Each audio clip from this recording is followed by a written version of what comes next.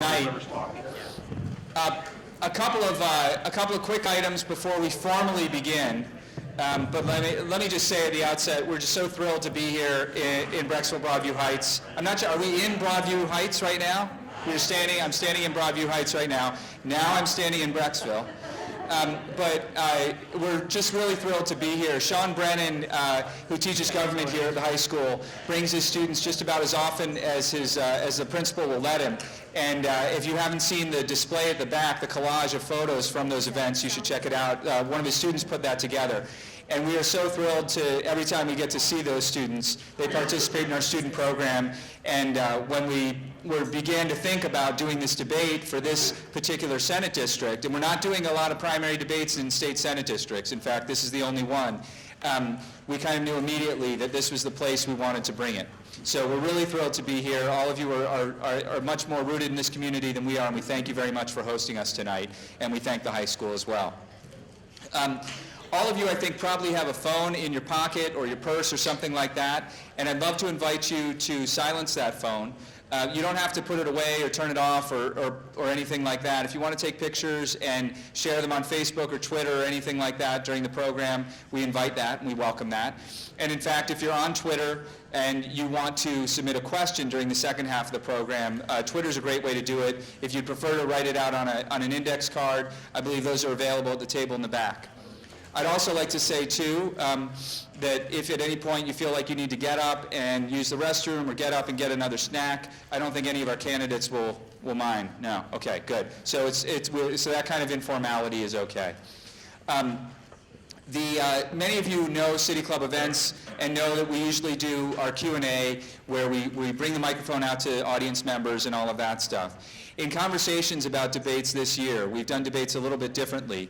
We had a committee come together, a very diverse committee that came together to help us figure out how to do debates, and some of those folks are here tonight, and those of you who helped to put this particular debate together, I thank you very much for your assistance. We owe you a great debt of gratitude. But we decided to do the Q&A a little bit differently, and that was because of historic feedback we'd gotten from campaigns and candidates saying that basically the unpredictability was a little bit daunting. And also it was very unfair sometimes. Sometimes the questions would be hard balls, high and inside, and sometimes they'd be soft balls, but seldom would you have all the questions be of the highest quality. And so we thought, well, we can do better. We know we can do better. So we invited all of you who are coming tonight to submit your questions ahead of time. And our committee met to vet those questions and selected a handful of them that will be asked during the second half of the program. In order to preserve the spontaneity for which City Club events are known and which make these kinds of debates so exciting, we will accept a couple of more questions during the event. So if there's something somebody says and you're like, wait, I really want to ask a question about that, then submit that by Twitter or submit it on the index cards, and our team will come around and pick them up, and we'll work them into the second half if we're able to. The whole event's going to be about an hour long, but our moderator, Kevin O'Brien, if he's feeling like he wants to go further and he feels like you want to go a little further, we might go an extra 15 minutes, but that's about it. We are recording as you know, and this recording will be put together by these great students from Brecksville-Broadview Heights High School, and we'll have it up on YouTube just as soon as they get it to us, right? As soon as that's you. Correct. Okay, great. Also, I should say, of particular interest to this group, I think, are some of the other events that are coming up. After the primary, you'll really want somebody to provide you some analysis of the election of 1896. And so I would like to invite you to join us on the 23rd of March. Carl Rove will be joining us at the City Club of Cleveland. There's a little bit of information in your program about that. And while he's going to be talking about his book, which is called The Triumph of William McKinley, he will also be taking questions on just about anything. And he and I have spoken on the phone. The guy is really amazing. He answers his own emails. It's astonishing. Most people at that level do not answer their own emails. I can assure you that. But I told him that he's going to get questions about things other than William McKinley, and he said that was okay. So we would invite you to join us for that.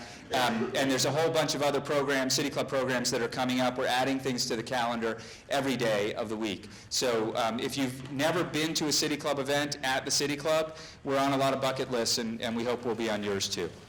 Have I forgotten anything? Nope? All right, so we're going to get started. And Emery, I've forgotten your last name? Anne-Marie DeLessio is going to be doing our introduction. Ladies and gentlemen, thank you so much for joining us. Let's do a little bit of democracy. Thank you.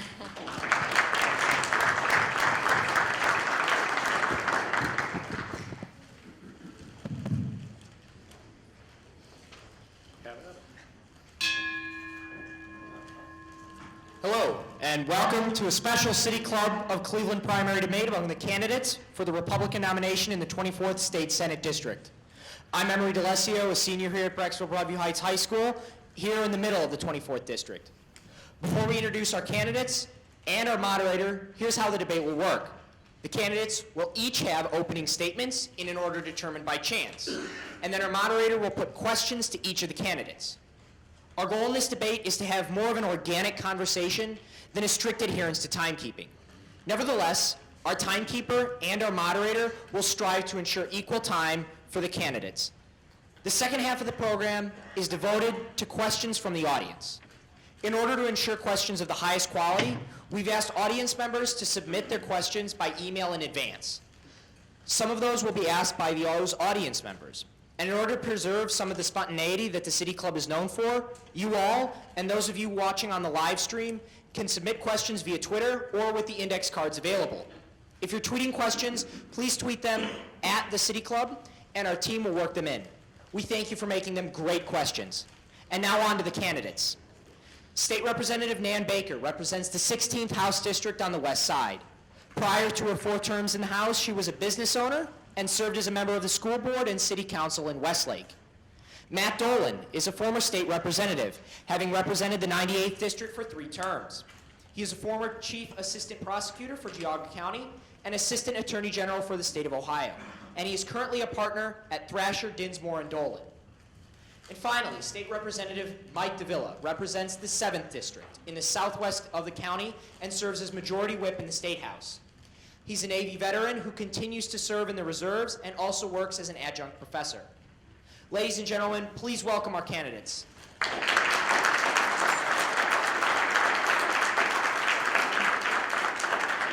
And now it's my pleasure to hand off our program to our moderator, Kevin O'Brien. Mr. O'Brien is well known to many of you. He's a member of the editorial board at the Plain Dealer and is also editor of the Plain Dealer's editorial and opinion pages. Mr. O'Brien. Thank you, Emily. It's good to have all the candidates here, and it's good to see all of you public-spirited people here. Just a word about timing. We're going to do a series of questions where the main answer will be 90 seconds. If there's a need for a rebuttal, then any candidate needing to rebut will have 30 seconds to do so.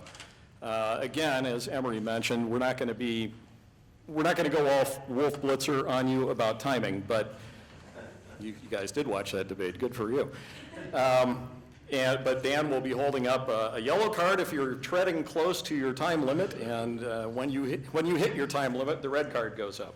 You do not want to play down a player by getting a red card, so all day I've been anticipating this. I have a TV right to the left of me where I work at the Plain Dealer, and the countdown for the Republican debate was running on CNN on the TV, and then I realized they meant a different debate. But anyway, still very happy to be here. I appreciate Dan bringing me on to help you folks out tonight.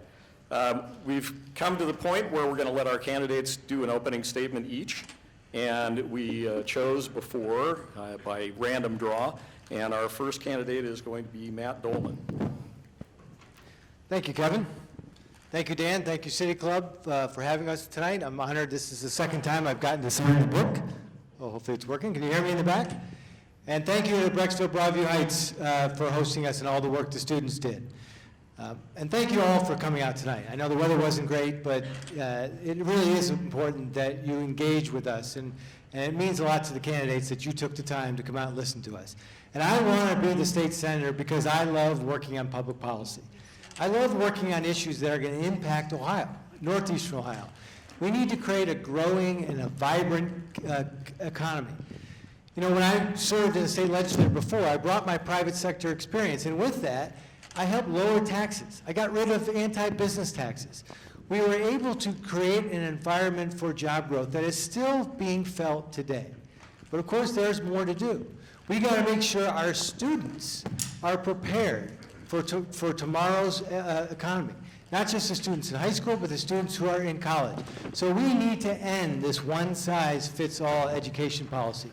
We have to recognize that the unique challenges and opportunities that exist right here in Brecksville-Broadview are different than what Cleveland has, or different what other parts of the state have.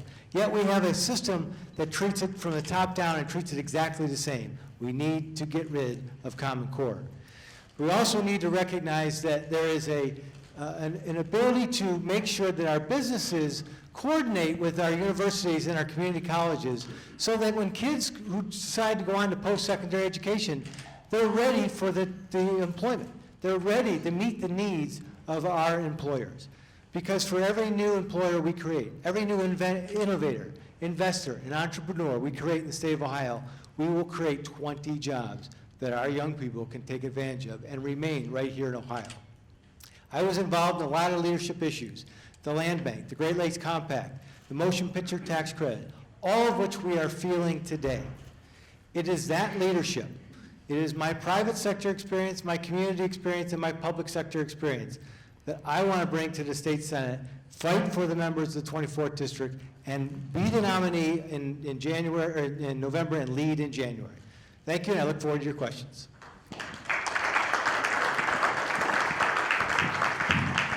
Thank you, Mr. Dolan. Our next opening statement comes from Mike Dovilla.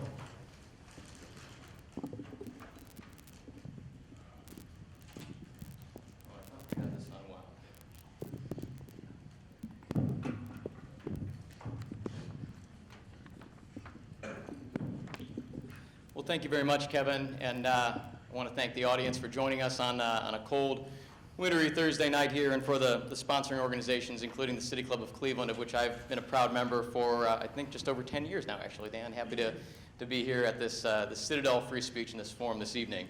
You know, for the last 14 years, I've had the honor of wearing the cloth of our nation as a United States Navy officer, and I'm really delighted to be able to continue serving in that capacity today as an intel officer with a unit with European Command up in Detroit that I have an opportunity to do each month. Our core values in our organization of honor, courage, and commitment are really guideposts in my life, and they speak to a lifelong calling that I've had since I was a young boy growing up in Berea towards service of different kinds, in the military, in public, and even in our community. Many of you know me. You know my work ethic. You know the 60,000 doors we've knocked on during the course of 4 races and counting for the legislature. You know of my leadership abilities. I've been trusted now by 2 speakers, Speaker Batchelder to be the chairman of the Speakers Committee during my sophomore term in the legislature, and to be elected by my colleagues, including one of my colleagues here tonight, as the Majority Whip of the Ohio House. You know my results. I've been the author of 15 bills that have become public law, 4 resolutions that have been adopted. I've hosted 43 sets of office hours in my district over the past 5 years. I've responded to over 14,000 individual pieces of constituent correspondence, whether by mail, email, or telephone. We've worked very hard to represent the district, and I would certainly be honored to be able to continue that tradition in the Senate. I'm here tonight to ask for the support of voters in the 24th District, both in this room and those who are watching either by broadcast or those who happen to watch this later on. The election is not too far down the track, and I would sure appreciate your support. Thank you.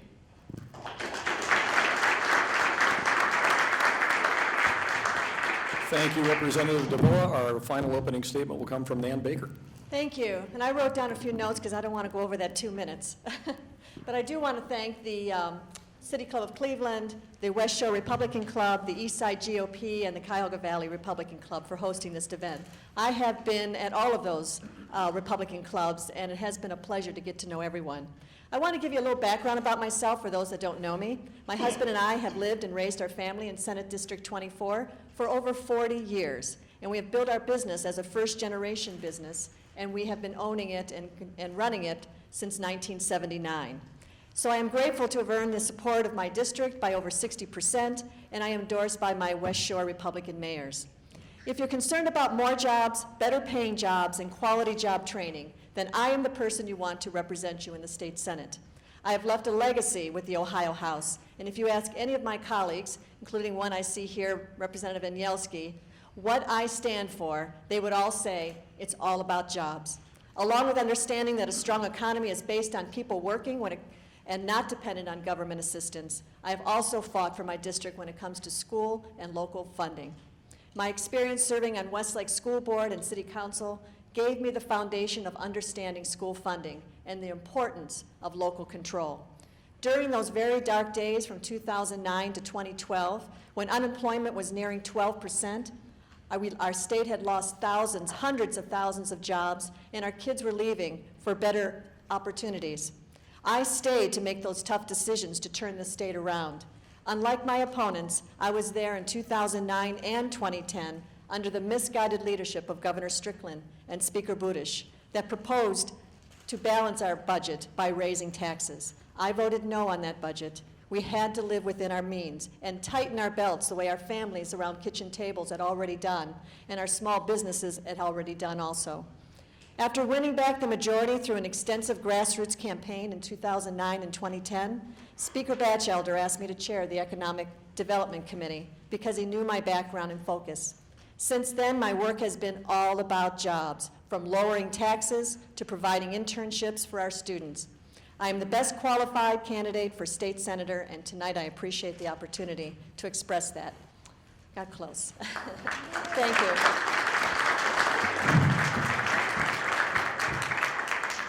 Thank you, candidates. Nan, you're going to be getting right back up because I'm going to ask you this one first, but all of the questions that I think I'm going to be asking are going to be for all three of you, so you're all going to get, as far as I can tell, 90 seconds at least to talk about these things.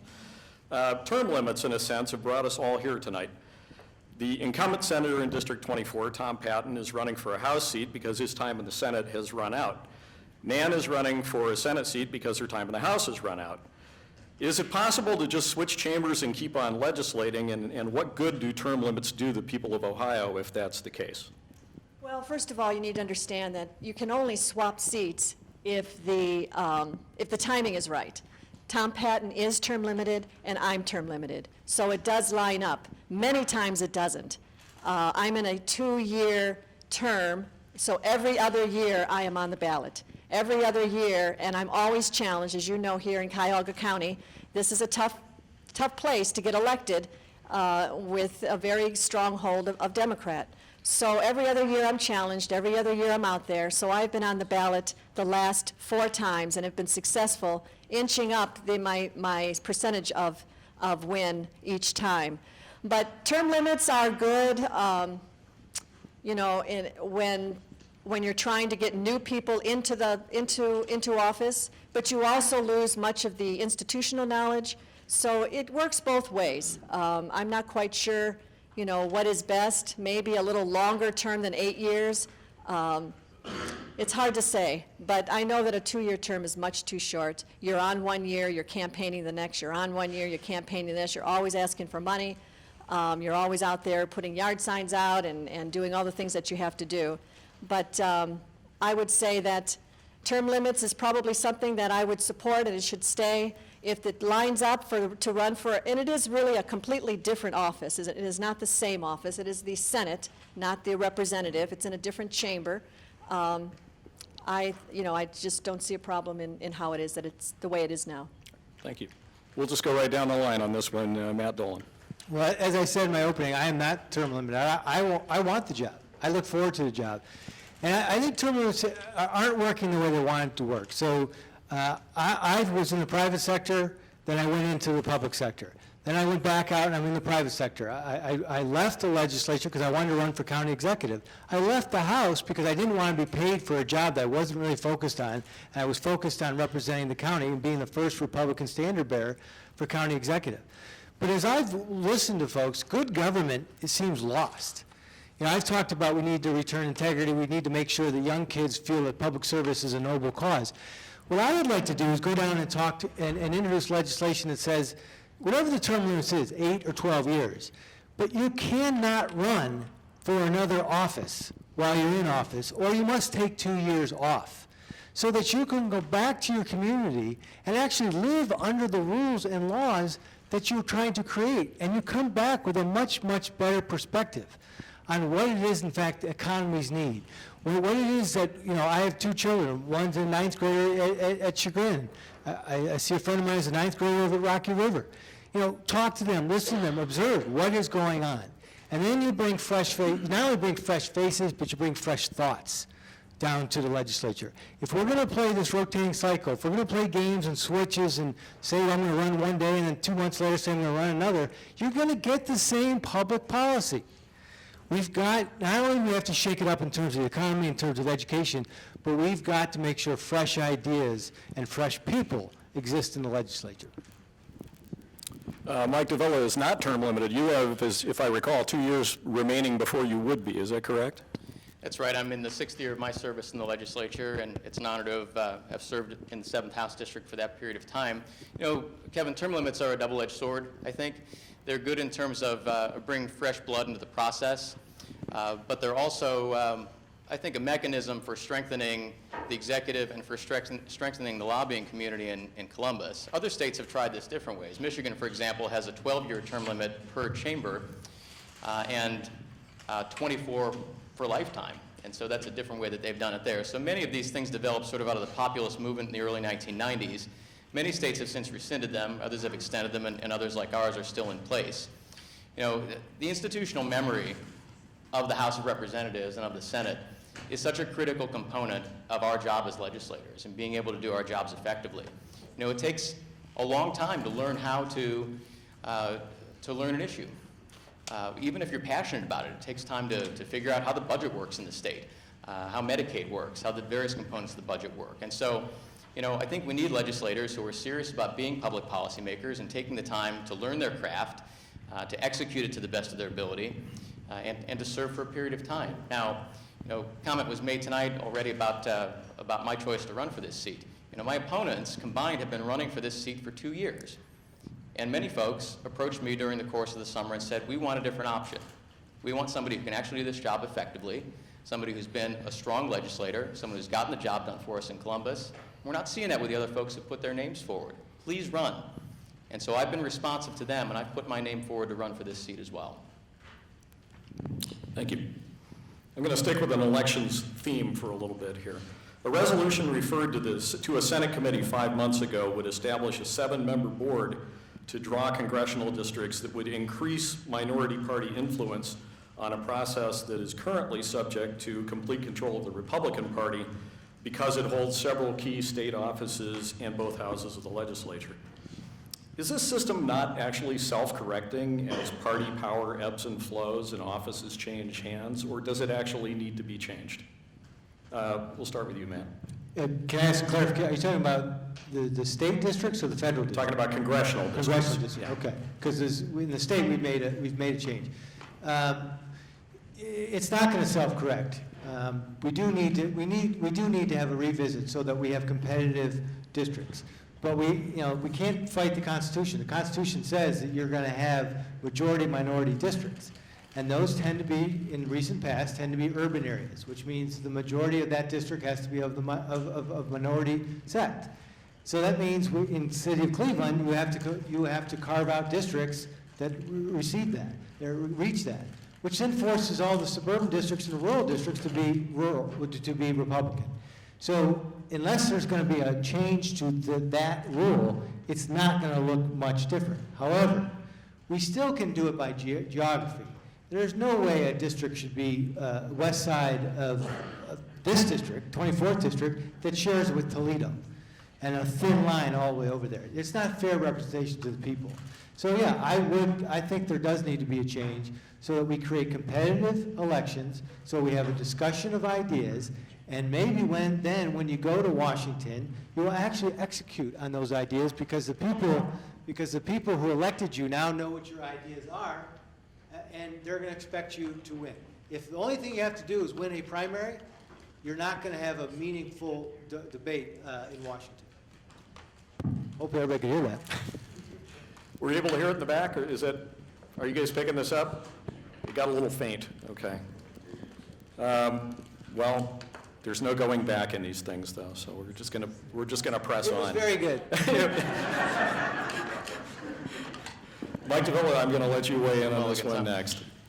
Absolutely. Well, as a legislator who's represented one of the most competitive House districts out of the 99 over the last number of years, I know very well what it means to have both a potential challenge in each primary. I've always expected one but never had one, and then a very tough general election as well.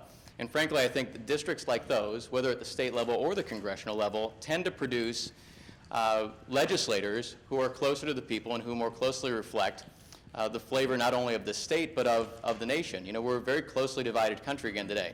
Mr. Rowe is coming in next week. The book on the McKinley election from 1896 is an indicator that this is not the first time in American history that the country has been divided pretty well right down the middle. It's actually happened probably more frequently than it hasn't happened. But we can fix that process by having districts that I think are more reflective of what our state looks like and what society looks like more broadly. We took action to try and correct that at the state level, and it's something that all of us had an opportunity to vote on in the form of Issue 1 recently. And so the drawing of the apportionment process for state House and state Senate seats will now be done, I think, in a more bipartisan manner. I was happy to support that resolution, which moved through my committee in the House in the last session.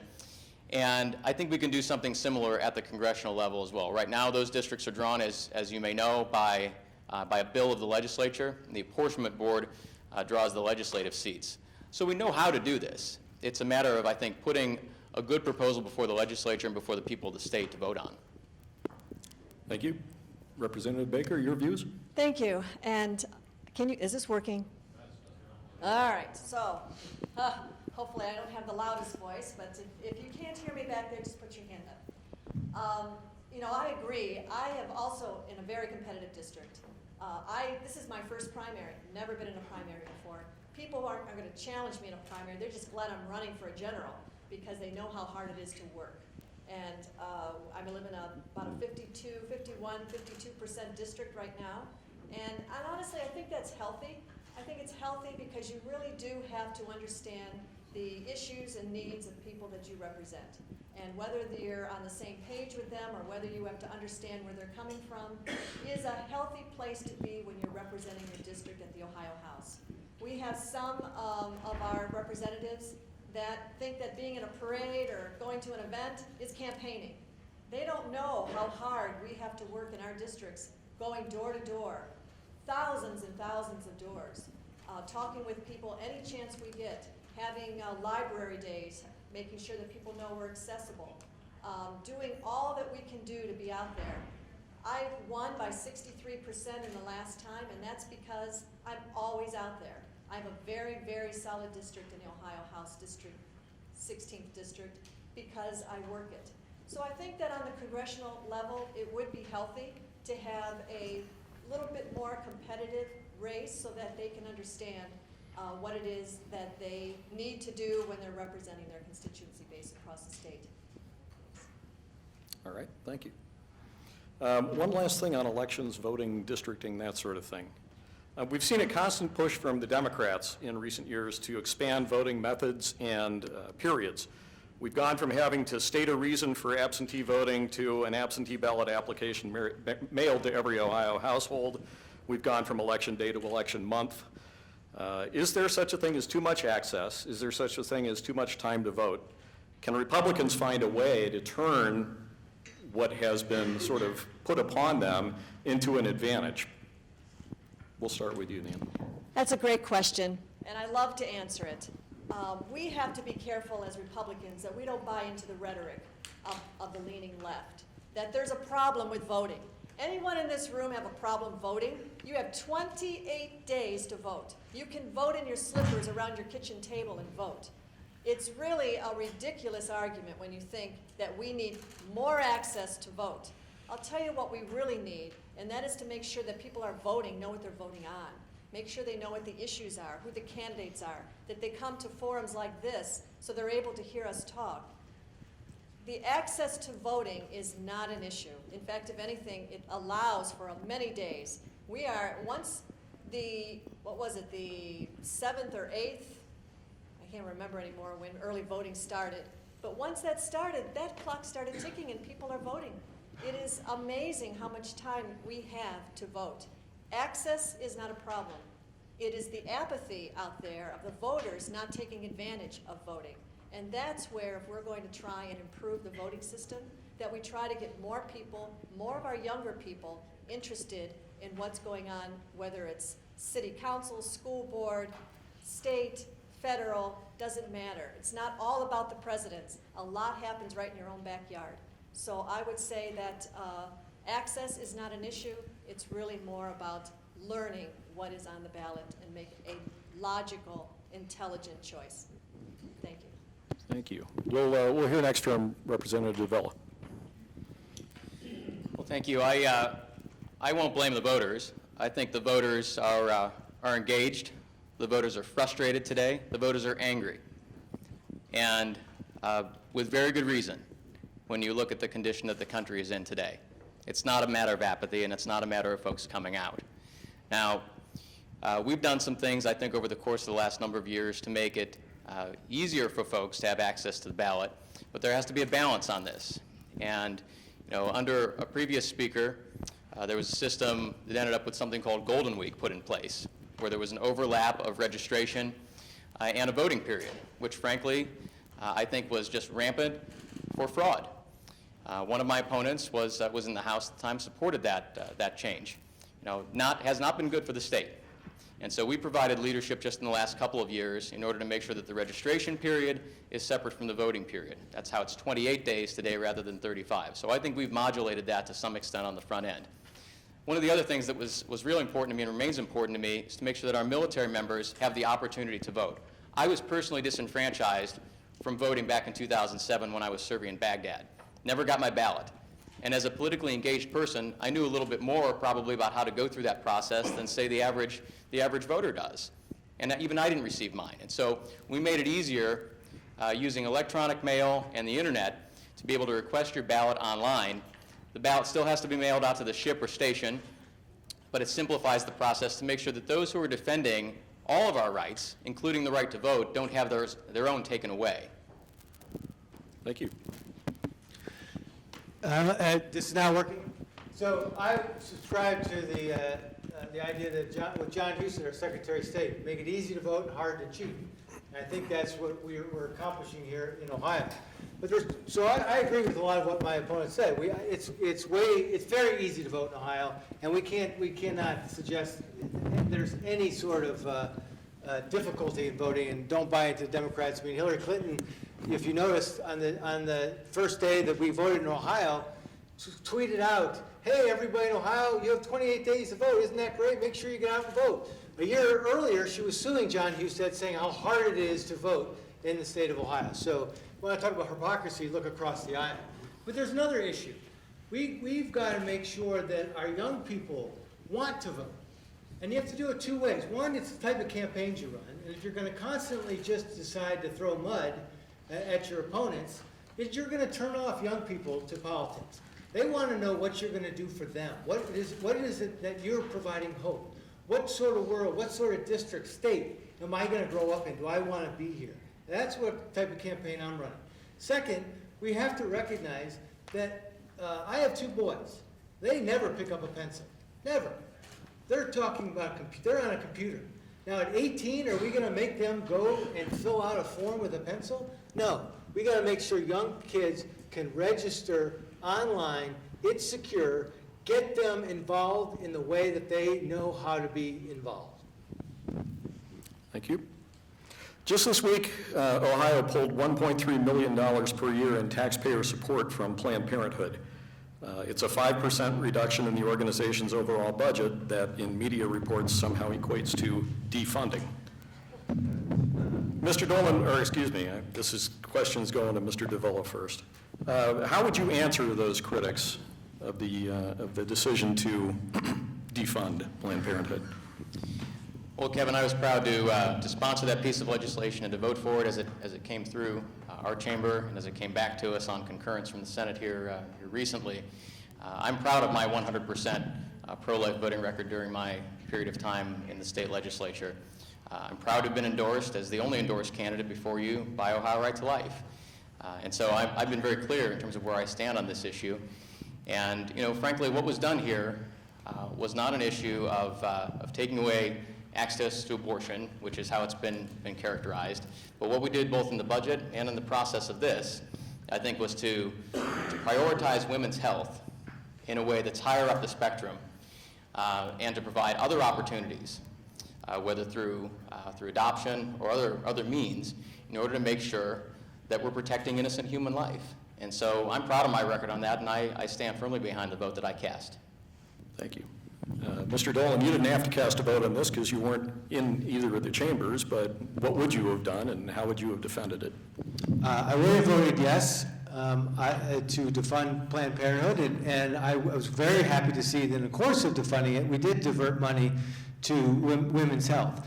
But understand, we've got to have long-term thinking. This is not an attack, but in the last 3 budgets, there was funding for Planned Parenthood. So we could all say, oh, these guys all voted for Planned Parenthood. But what we have to do is recognize that we have to have a state that is pro-life and get rid of abortion. And that's only going to happen when we elect a Republican president who's going to put Supreme Court justices on the bench who are going to recognize that the right of privacy does not include the right to kill an unborn child. In the state, we've got to recognize that women's health is important. And so we have to have a long-term sustained plan to say to young women in the urban areas and the rural areas that you do have access, that you do have the ability for sex education classes, that you do have the ability for health, women's health issues, that you do have someone to go to talk to. And we can't just simply be reactionary to everything. And so it's a great move, but everything we do, we have to think more long-term and not as transactional as we are. Nan Baker, you cast an affirmative vote on this, I believe, right? I did, and I'm proud of that vote. And I will say, as the only female in this race, I do believe that casting that vote was the right thing to do. There are over 280 women's health care facilities across the state of Ohio. So there is more access for women's health care than ever before. And mostly, we have pushed them out to the more rural and urban areas because that's where most women need the help. That's where most women need services. But, it really goes beyond that. It really is a cultural change. We need to talk to our young girls. We need to talk to them at 13 and 14 and be mentors to them. We need to make sure that they understand that they have a future beyond having children when they're still children, and give them the opportunities that perhaps they're not aware of or not in the environment to know. So, we can start with defunding Planned Parenthood. We can make sure that women's health issues are covered. But we also, and especially as female candidates, make sure that we're out there being mentors to our young girls so that they don't have the need or even think about having the need for an abortion, that they are thinking of themselves and getting themselves in line so they can, when it's time for them, be the kind of parent they want to be. Thank you. Thank you. We've reached the point in the program where we'd like to get some audience questions in. As we mentioned, some of these questions were selected in advance. But if you would like to submit a question now, something's come to mind that you have a burning desire to ask, you can tweet it to @thecityclub, or you can use one of the index cards. Where would people find index cards? Somebody want to show us where they are? Okay, they're in the back. So if you want to get up unobtrusively and go fill out a card, that would be just terrific. Thank you. First, I'd like to thank all 3 representatives coming out to our school today. It is quite an honor to host this event. And my question to you is, if elected, what will you do to help the small businesses that are founded in this state and to the families that they support? And what was the last part of that? And to the families that they support. The small businesses in the state and the families that they support. Matt Dolan, we're going to start with you on this one. Okay, thank you for the question. Did everybody hear the question? What would I do to help small businesses and their family? To impact the growth of small businesses, government can best do it by getting out of the way, but also recognizing where government can be an assistance. And our families run a number of small businesses, and I understand that government can impact before you open your doors in the morning. Those are government costs. Keeping your taxes down, your local taxes, your state taxes, and your federal taxes. Keeping regulations low, keeping utility costs low, making sure that there's a trained workforce, making sure that your utility costs, or excuse me, your workers' comp and your unemployment compensation is low. When you create an environment for businesses to open their doors, then they can sell their product and sell their services. As to the families, as I said in my opening, for every employer we create, you create 20 jobs, 20 new jobs. We got to make sure we have a skilled workforce. We got to make sure that we go out and talk to our employers and say, what are the jobs that you need? And make sure our community colleges, our high schools, and our universities are matching those needs. We got to make sure we have a good school system. Because if someone wants to site here, one of the first questions they ask is, how are the schools? Now, we have these grades that came out today, but everybody's dismissing them. Oh, they don't matter. That's because we have a one-size-fits-all, and it's hard to tell who's good and who's bad. We've got to change that. We've got to make sure that Brecksville-Broadview Heights, the teachers, the administrators, and the parents have the ability to create a school system that will allow those kids to be ready for the workforce. Mike Dovilla, we'd like to hear from you on the same question. Well, thanks, Kevin. I think we've done a great deal already to work on promoting small business here in the state. And I'm the first to always tell people, if you ever hear a politician say that I went out and created X number of jobs, run the other direction. Government does not create jobs. However, government can create an environment that's either detrimental to job creation in a state or that promotes job creation. And I think we've done a great deal over the last 5+ years now to take a situation in Ohio that was in really terrible condition when we took over at the beginning of 2011 with new Republican majorities in the House, a continuing Republican majority in the Senate, and a new Republican governor to start moving the state in the right direction. 350,000 lost jobs and unemployment that was flirting with 11% when I first ran for this office in the summer of 2010. And so, we've cut taxes in the state by over $5 billion.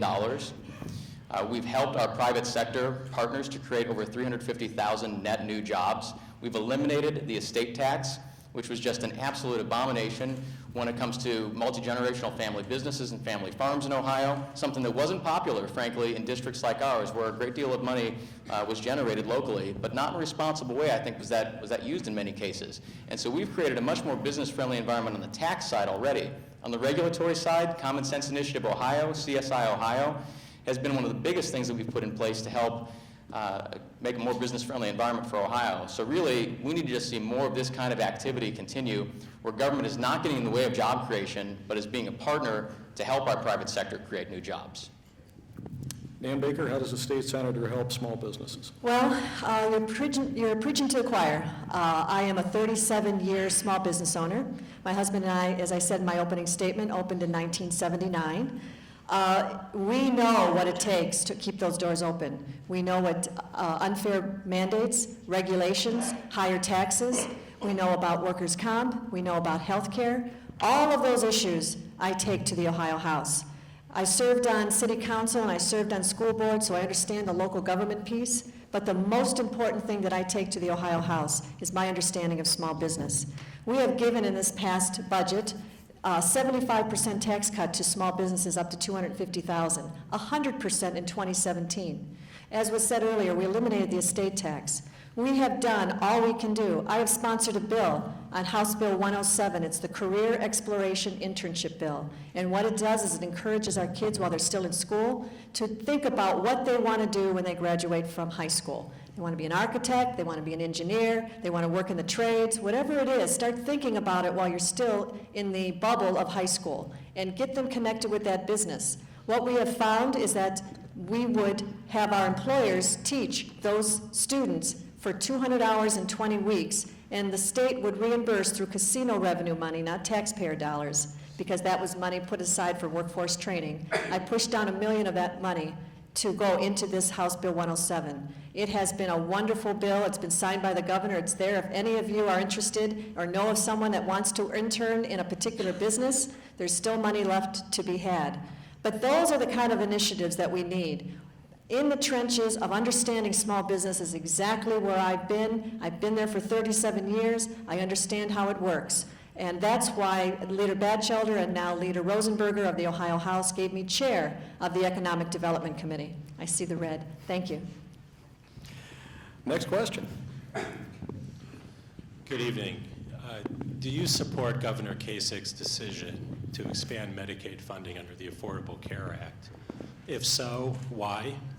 And if not, are there additional state funds that you would make available to hospitals to offset the cost of uncompensated care and to offset the costs, the increased costs of compliance with the Affordable Care Act? We're going to start with Nan Baker. All right. The first thing we need to understand is that the Medicaid expansion is single adults with no children. That's the expansion. A little bit of a disability, a little bit of, very little bit of other, but most of the lion's share of the Medicaid expansion is single adults with no children. And a lot of people think that the Medicaid expansion is the whole thing was expansion and raised. It wasn't. It was that. I believe that that is the group that is probably the most that we can work with to get a job. And not only a job, but a good paying job. Because those are people that don't have the responsibilities of family and children and are responsible for themselves. And so I would hope that in that case, that is the section that if we're going to expand Medicaid for those people, that there is also job training attached to it. And that's why we added a waiver in this last round of the budget that now includes that Medicaid expansion, which is not really Medicaid expansion anymore, it's just Medicaid, because it's already been included. But we would hope that those people that are given that entitlement, which is what it is, are also given the job training to find a job, to get themselves lifted out of the need to be assisted by government. And that is really the answer to what we can do to help those that need the help, to get them to a higher level for a good paying job through workforce training. Matt Dolan. First of all, we have to understand that the question was, do you support? Both my opponents in this last budget voted for the continuation of Medicaid expansion. The money that came from the federal government directly went to Medicaid expansion. The goal, now what I would do, the goal of Governor Kasich is a worthwhile goal, but we cannot continue to take as much money as we are from the federal government. As I said before, we have to make sure all levels of government are low cost. And if we're taking billions of dollars from the federal government, guess what happens to our national debt? It continues to rise and rise and rise. And guess what happens to those kids out there? Their cost to it rises and rises. We've got to make sure that we take care of our own under our state. And so, yeah, we need to care for these folks, but we got to create a state program that goes out and cares for them. We have to work with our hospitals. We have to work with the private sector. There's a private sector out there that you talk about, I don't want to get into details, but it's phone health. They're going to business and say, we'll take care of all your wellness needs for a set cost. You just need to go out and pay for high-risk insurance. It drives the cost of health care down. We have got to make sure that as a state, we take care of our own. But we have to make a commitment. We cannot be just be subservient to the federal government and take money for Common Core, take money for Medicaid expansion, and raise our taxes at the federal level and continue to burden the entire nation and our state with this debt. Mike Dovilla. Well, I first want to compliment the governor and his administration on their work in bending down the cost curve on Medicaid. Even before the question of Medicaid expansion came up during the course of my second term, he was working very hard with leadership in the legislature to make sure that we were getting fraud and abuse under control within that system. And this is a partnership, as you know, between the federal government and state governments around the country in terms of the types of dollars and on a sliding scale, the amount of money that each state receives. I was not supportive of the expansion in the budget back in 2013 and was one of the leaders in the House who stripped that expansion as it was out of the Budget and the Finance Committee. But we didn't just leave it there. We wanted to find a mechanism to be able to continue getting costs under control while providing the support that a certain element of our society certainly needs. You know, the hospital systems here, University Hospitals and Cleveland Clinic, are our region's two largest employers. We have to keep in mind the importance of those jobs, first of all. But we have to also keep in mind what it is that they're delivering in the way of service to those who need health care in the area, particularly those who are on the lower end of the income spectrum. Our goal in leadership in this legislature has been to move people up and out of poverty, not just talking about health care, but talking about poverty in general and jobs in general, to move them off of public assistance, to move them to a better place in society where they're making a contribution, where they're able to pay for their own families, where they're able to pay more taxes into our system to support the things that need to be done here in Ohio, from infrastructure to schools to any number of other public policy areas that we talk about on a regular basis. And so I was not in support of that particular proposal as it came forward, but I am supportive of what the governor's done to get costs under control in Ohio. I want to ask a follow-up question based on that. When it originally came to be, Medicaid expansion was not done in the normal way. And I'm curious whether either of you who were serving legislators at the time and who were citizens of Ohio and you know, potentially concerned about this, was at all concerned about the factor of executive overreach? Did that happen? What do we think about it? I'll kick off there. If Yeah, that's- go ahead. if Just that's okay. keep You know, going. I've learned during the course of my career in public service, and particularly during my time with Senator Voinovich in Washington working on federal workforce issues, that process matters. Right? Policy is important, and the public policy making process is critical that we get the policy right. But how we do things matter. And you look back at the Senate Bill 5 example from 90 days into my first term, and the way that that bill moved through the process. It may have been right at the end of the day in terms of what the intention was, but the process just wasn't very good. And so, you know, the use of the controlling board for the Medicaid expansion, in my view, was not the correct way to do this. It was clear that there was not a majority of votes, either in the House or the Senate, that were going to get that done. And the controlling board has a process and has a role to play in the process down the road after appropriations are made by the legislature. And so, you know, that was disconcerting, I think, to many of us, Kevin, not only in the legislature, but around the state of Ohio as citizens. Nan Baker, I mean, have you got Yeah, and I will say too, I did not like the process of how it did get into the budget, going around us and going to the controlling board was something that we were at the time not pleased with.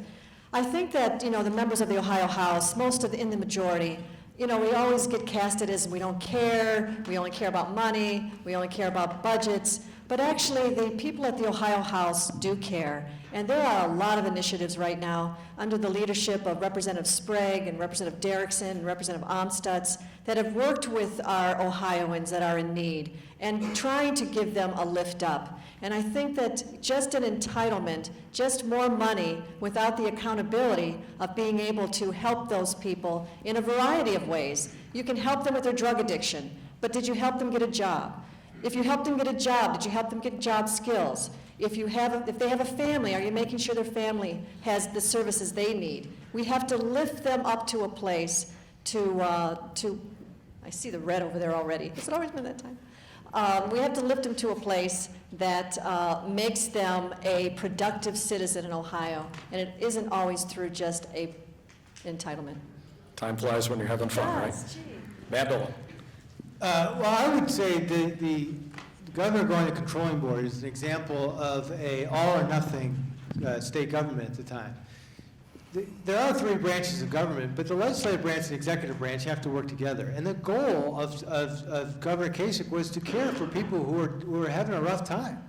That the economy, was no secret, we were in a severe recession. So rather than just take a principled stand and say, no, we're not doing it, you've got to work with them. You've got to figure out a way within the confines of your state budget, your state expenditures, the taxpayer dollars that we all send down there to take care of our fellow citizens needs to be worked out. It can't just be all about scoring political points and come back and say, oh, I didn't support it, but now I do because it's now classified under a different name. No, we've got to take care of our people. And that's what the governor wanted to do. And if I had been there, I would have led a charge to say, Governor, what do you want to do? How can we accomplish it? How can we accomplish it within the confines of our state budget? May I rebut to that? Sure. Great. You know, I said this earlier in our plain dealer endorsement interview, which we had at noon, so all three of us have spent the day together. But, you know, it's easy to say, and I've heard this before, if I was there, I would do this. If I was there, I would do that. You should not have done this. You should not have done that. But guess what? We were there. We were there. We were making tough decisions. We were left by Governor Strickland and Speaker Buttigieg an overwhelmingly multi-billion-dollar budget deficit, hundreds of thousands of jobs lost, and a growing unemployment rate. So it's easy to say, well, I would do this and I would do that, and you did this wrong, you did that wrong. But Matt Dolan left. He left in 2009, and he didn't have to leave in 2009, but he chose to. And those are probably the darkest days that this Ohio will ever see. So we need to be careful when we cast stones against those that are trying to do the right thing and did do the right thing, because we are in a better place now than we were back in 2009 and 2010. Well, I'm not sure, casting stones, the question, I wasn't there, what would I have done? I left in 2010. The end of 2009. I left in January of 2010 because there was a corruption scandal up here in Cuyahoga County. And we passed a Cuyahoga County reform measure to change the government. And I took the lead to be able to be the first Republican to try to set this county straight, to try to recognize that the Republican way of doing things is not only moral, not only uncorrupt, but is the smart way to grow jobs.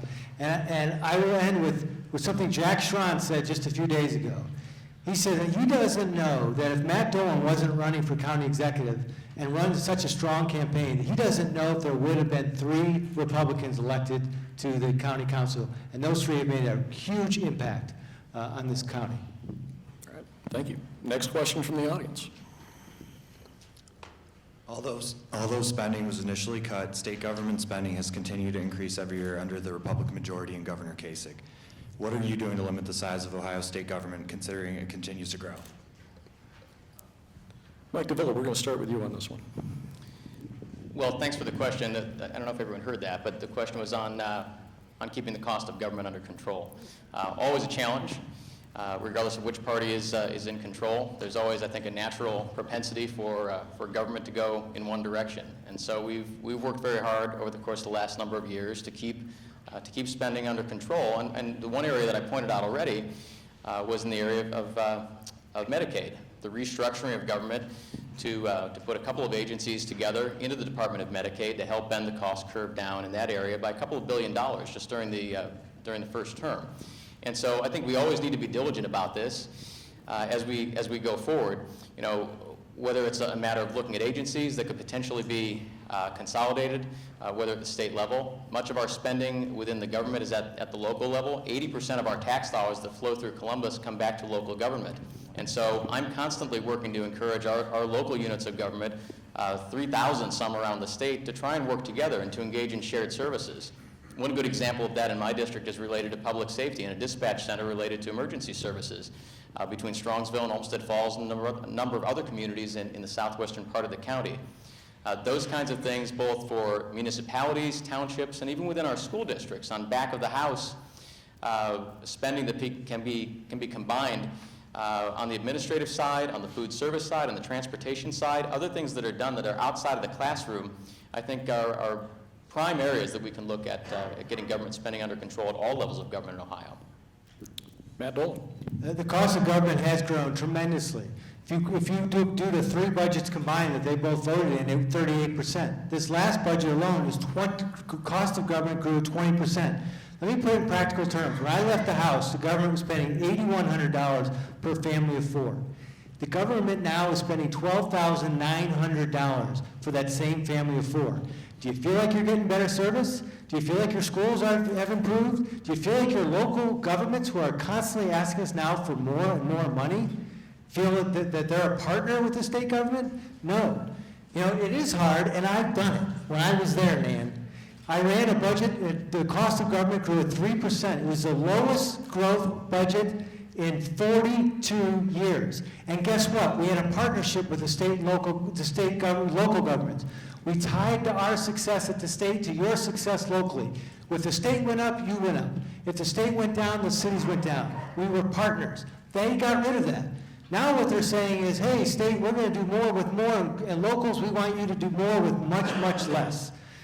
Westlake, tax increases, trying to get tax increases. Scranton Falls, Strongsville, right here in Brecksville-Broadview Heights, they had to reduce their tax credit. Why? Because they don't have any money. The cost of state government is increasing. It's increasing on your backs here locally. We've got to regain that partnership, and there has to be more dramatic cuts in the state government. When I was in the state legislature, we had one bill that came over from the Senate, House Bill 1, and we were mandated the Ohio Budget of Management to cut a minimum of $100 million from state government. I voted yes, Nan voted no. Well, my turn. Absolutely. There we go again. What would I do? What would I have done? What you did, all I can say to you now, we are much better off in 2016 than we were back in 2009 and 2010.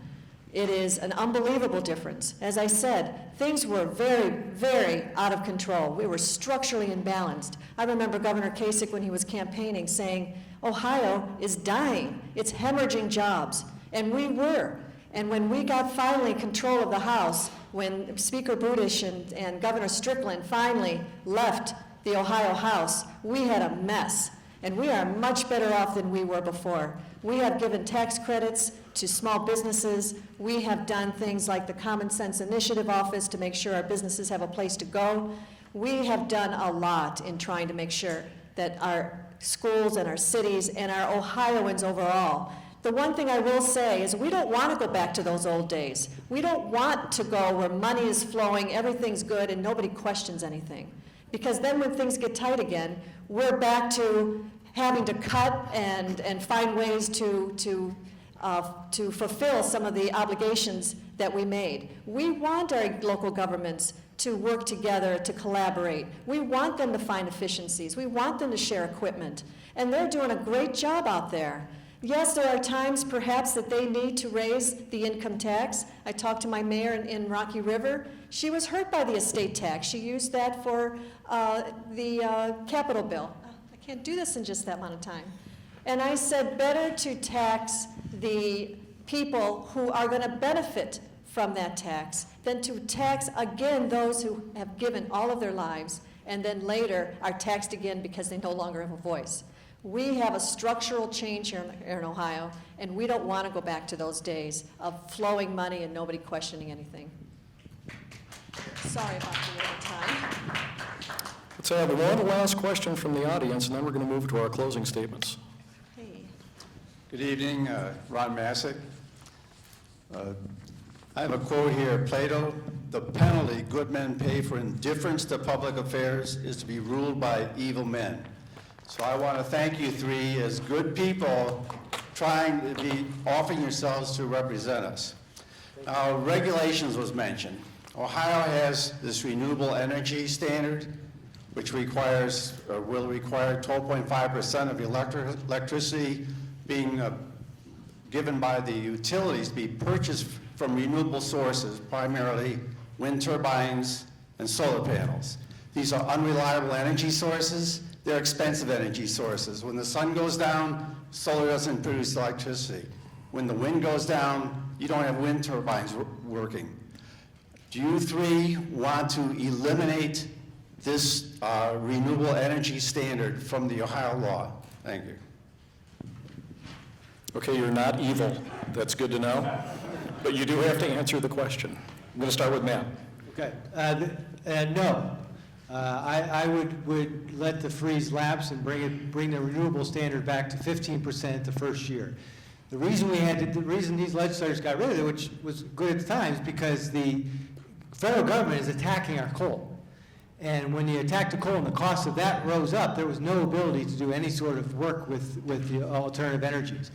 The alternative energy is also an economic driver.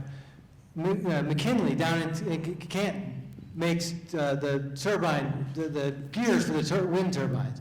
Out in Sylvania, Ohio, the Owen Glass makes solar panels. So we've got to lead by example and say we're all in on all forms of energy. And the only way we're going to do that is to allow for our people to buy it from the grid off of alternative energies. We've got to elect a Republican president who is going to calm down the EPA and get them to recognize that coal is an essential part of our economy. It is essential for Ohio, it's essential for Pennsylvania, Kentucky, West Virginia, and for the whole country. When you do that, the cost of coal-fired plants goes down, then you can bring back the alternative energy mandates and get our economy flowing. Mike Dovilla. Thanks, Kevin. I supported the legislation, Senate Bill 310, which put in place the Energy Mandate Study Committee and put the 2-year freeze in place that is tolling now for the state. But I was ahead of this issue before that bill even came along. I took my oversight committee that Speaker Batchelder asked me to chair And rather than just taking legislation that came to us, which is the normal process in the legislature, I actually engaged in oversight. Isn't that a unique idea for the legislature in Ohio, to actually go out and take a look at a set of issues and try and make improvements? I took my committee on the road around the state. I went 45 minutes into the earth, into a coal mine near the Ohio River, to see how the process actually works. And, you know, Representative Dolan is correct in terms of needing a balanced portfolio that includes coal. And frankly, this state and other states in the Midwest have been under attack by this administration in Washington and by its EPA, and that's trickled down to the state EPA, frankly, in terms of implementation at the local level. Now, is there a role for an all-of-the-above approach to energy in the state of Ohio and across the United States? There is. But at the end of the day, whether it's Timken that's producing its bearings or other products down in Stark County, or a resident here in Broadview Heights, Ohio, when they flip the switch on the wall, they want to know that the power is going to come on. And so the key to the entire discussion is about affordable, reliable electricity.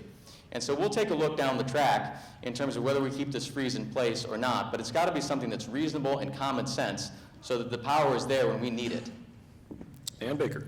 Yeah, and I think there's a common thread here of all of us agreeing to that.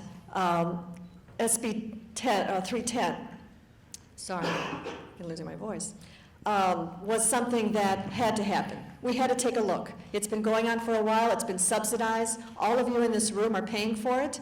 And if you look at your electric bills, you will see that there is a line on there that you are subsidizing for these mandates to be put in place. And so it was time that we took a look at it, and it's been a few years.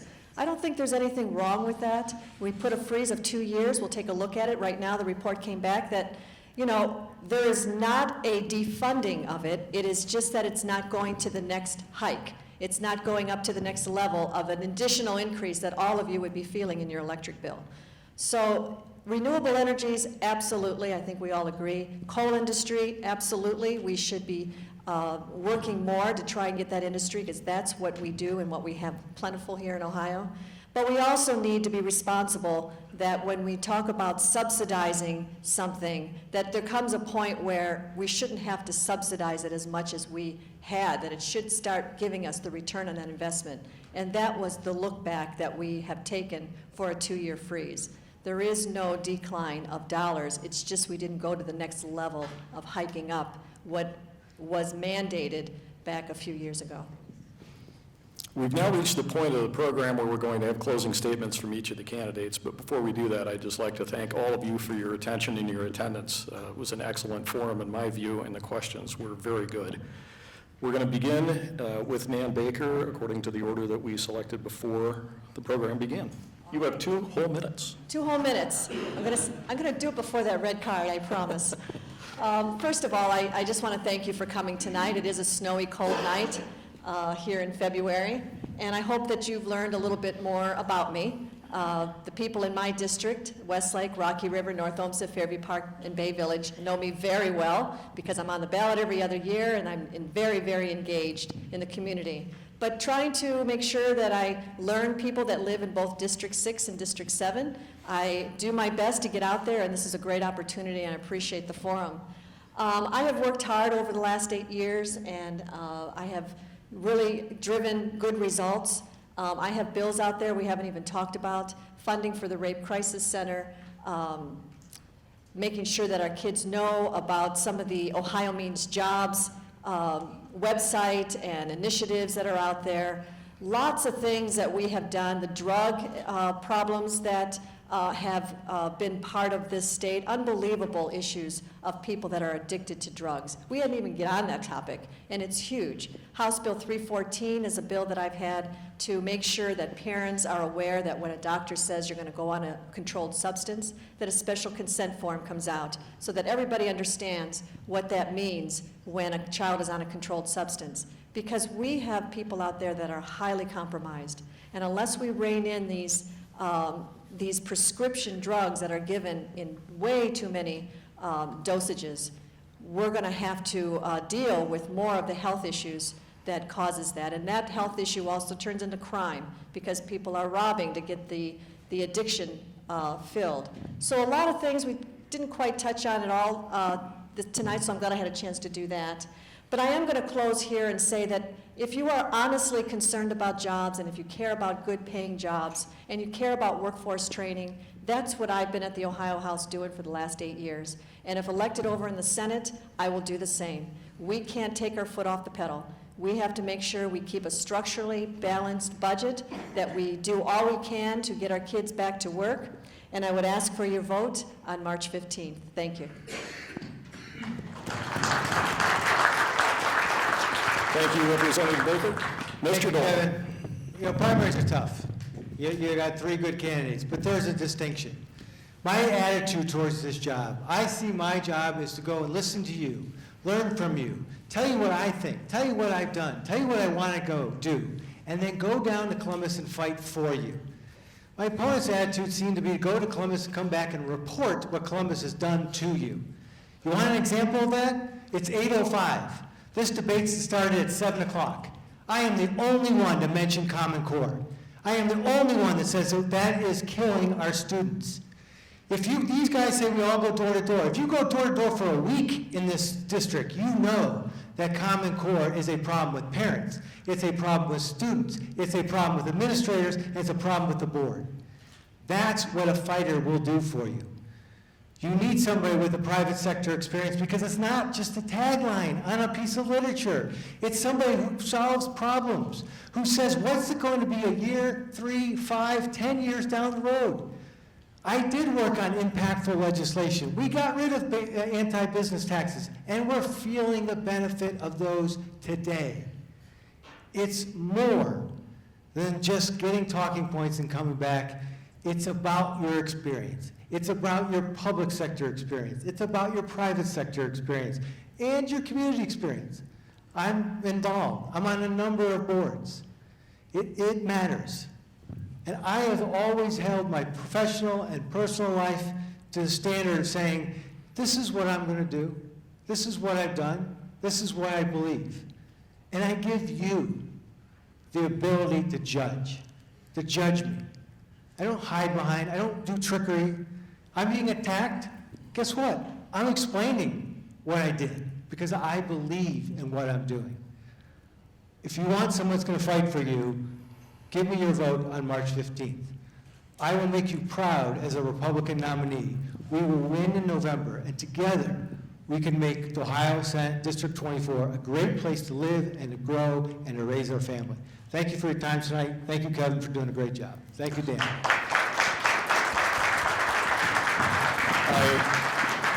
I must apologize to the candidates because I managed to mess up the order of the closing statements. But the good news is I'm hosting the next Miss Universe pageant.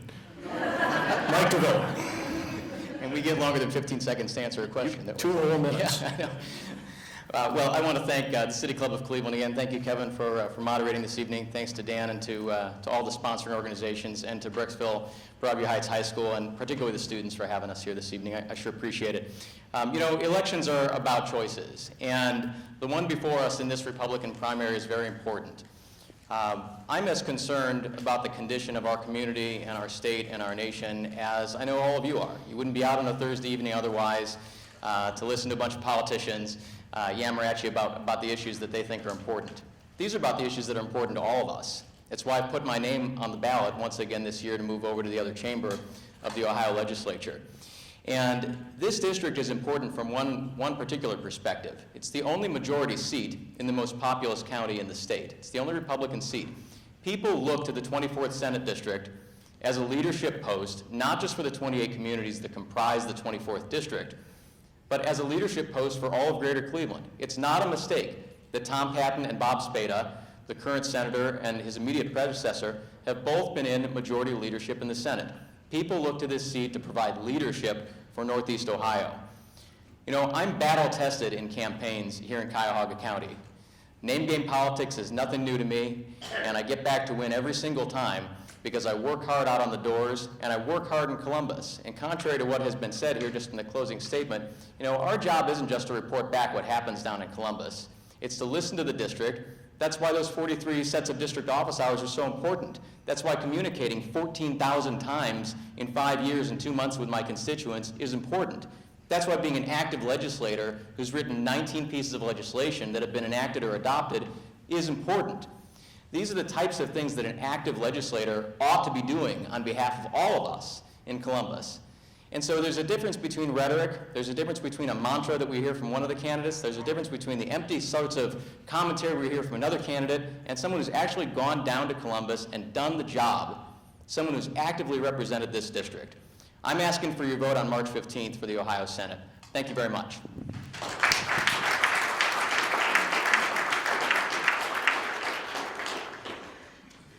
So today at the City Club and at Brecksville-Broadview Heights High School, we've been enjoying a debate between the three of the candidates for the Republican nomination for the 24th State Senate District, Nan Baker, Matt Dolan, and Mike Dovilla. Our moderator was Kevin O'Brien. Thank you, Ms. Baker, Mr. Dolan, and Mr. Villa. Thank you, Mr. O'Brien, and thank you, ladies and gentlemen. Our forum is now adjourned. And if you please keep your seats for another announcement.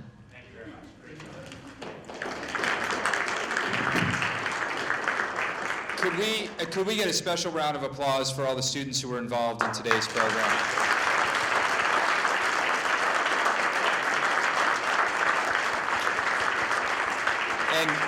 And also a separate round of applause is from a former teacher for Sean Brennan and his great work in leading those students. Thanks, Sean. And I neglected to thank the Cuyahoga Valley Republicans and the West Shore Republicans and the Eastside GOP for their efforts in helping to get the word out about tonight's program. So I thank you very much. And I think the Cuyahoga Valley Republicans are hosting a little bit of a happy hour and perhaps a watch party starting at 9 o'clock. It'll turn into a watch party, no doubt, at the Boneyard at 82 and Broadview Road. So you're all invited to that, and I think that some of the candidates may be joining at that as well. Kevin, I'll loan you my yellow card in case anybody gets at it. You might need the red card. I also wanted to ask Rob Frost, Cuyahoga County Chairman of the GOP, Chairman of the Cuyahoga County GOP, to say a few words too. Thank you, Dan. 90% of what I would have said, Dan already took care of. Thank you to those local clubs, the Cuyahoga Valley Republicans, the West Shore Republicans, and the Eastside GOP for pulling together and putting this on. And thank you to these candidates. It's said that party leaders don't like primaries. This tonight exemplifies why. Because only one of these three candidates can go forward into November. But I really appreciate all of you coming out tonight. I appreciate Kevin O'Brien being our moderator. I really want to thank the City Club for putting together this forum. Most of all, I want to thank the students. Dan already mentioned it, but the students here at Brecksville-Broadview Heights High School who put in their hours, who worked with their teacher, their mentor, to put this together. How many of you here tonight intend to vote on March 15th? I hope every hand went up, because what you've seen here tonight is that there are at least two important decisions to make. There's that little matter of the debate that's going to be held later tonight, and this important debate that was held right here in Brecksville-Broadview Heights High School. So thank you all for participating, and I ask every one of you, I hope every one of you raised your hand because you're voting in the Republican primary on March 15th.